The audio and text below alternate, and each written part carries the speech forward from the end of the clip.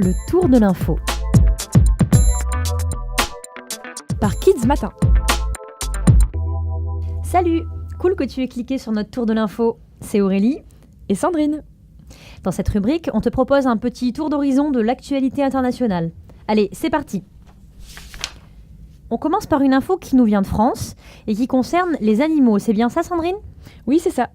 Tout commence à l'Assemblée nationale, cet endroit où les députés, des femmes et des hommes politiques élus par les Français, discutent et votent les lois. Il y a quelques jours, ces députés ont voté en majorité pour le projet de loi Egalim sur l'agriculture et l'alimentation. Mais ce texte de loi ne plaît pas du tout aux défenseurs des animaux. Et qu'est-ce qu'il leur veut, ce texte, aux animaux ? Cette loi prévoit d'un peu mieux contrôler les conditions d'élevage des animaux, c'est-à-dire la façon dont vivent et sont ensuite tués les animaux qu'on mange, comme les vaches, les moutons, les cochons, les poulets. D'accord. Et du coup, si cette loi prévoit que l'élevage se déroule dans de meilleures conditions, pourquoi elle ne plaît pas aux défenseurs des animaux ? Certains d'entre eux, comme la Fondation 30 millions d'amis, mais aussi 85 députés, trouvent que le texte ne va pas assez loin pour protéger les bêtes. Si la loi prévoit, par exemple, de plus grosses punitions pour les personnes qui maltraitent les animaux, qui pourront aller 1 an en prison plutôt que 6 mois, les défenseurs ne sont pas contents que le texte ne rende pas obligatoire l'installation de caméras de vidéosurveillance dans les abattoirs, les endroits où sont tués les animaux que l'on mange.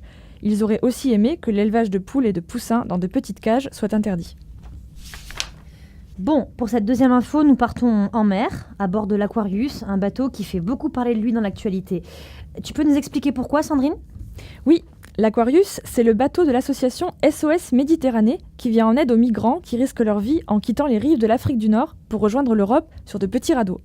Mais pourquoi est-ce qu'ils tentent cette traversée si elle est si dangereuse ? La plupart fuient des pays pauvres ou en guerre pour tenter de vivre une vie meilleure en Europe. Pour venir, ils embarquent pour traverser la mer, mais il arrive que certains d'entre eux chavirent et que des passagers meurent noyés. L'Aquarius veut éviter ces drames en les faisant monter à bord pour les secourir. Et pourquoi l'Aquarius fait tant parler de lui alors ? En fait, les pays d'Europe ne sont pour la plupart pas d'accord pour accueillir ces migrants africains. Cette semaine, comme c'était déjà arrivé par le passé, l'Aquarius a sauvé des migrants, mais n'arrivait pas à trouver de pays pour les accueillir. Ce mardi 25 septembre, à l'heure où l'on te parle, l'Italie mais aussi la France ne veulent pas que le bateau vienne dans leur port. Ok, merci pour ces explications, Sandrine. Allez, et si on faisait un peu de sport maintenant, Sandrine ? Là, maintenant ?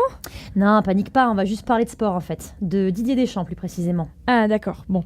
Son nom, il t'est sans doute familier. C'est Didier Deschamps, c'est le sélectionneur de l'équipe de France de football. Oui, c'est celui qui a gagné la Coupe du Monde cet été en tant que coach, après l'avoir remportée en 98 en tant que joueur. Et pourquoi on parle de lui en fait ?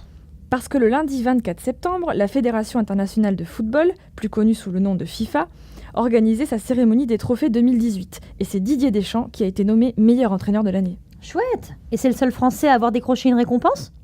Et non, même s'il est un peu moins connu, Reynald Pedros a été sacré meilleur entraîneur d'une équipe féminine pour son coaching de l'équipe de Lyon, championne d'Europe pour la 3e année d'affilée. Bon, j'ai envie de dire bravo les Français alors.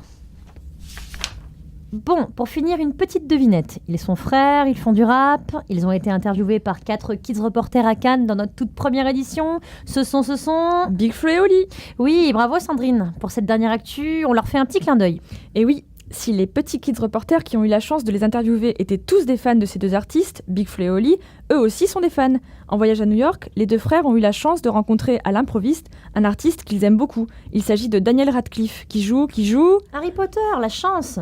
Big Flo et Oli, qui se sont eux-mêmes pris en photo avec l'acteur, étaient fiers de la partager sur les réseaux sociaux. Et nous, on est contente pour eux. Voilà, ainsi s'achève notre tour de l'info de la semaine. Merci de nous avoir écoutés, Sandrine et moi. On vous dit à la semaine prochaine pour découvrir de nouvelles infos sur Kids Matin. Salut.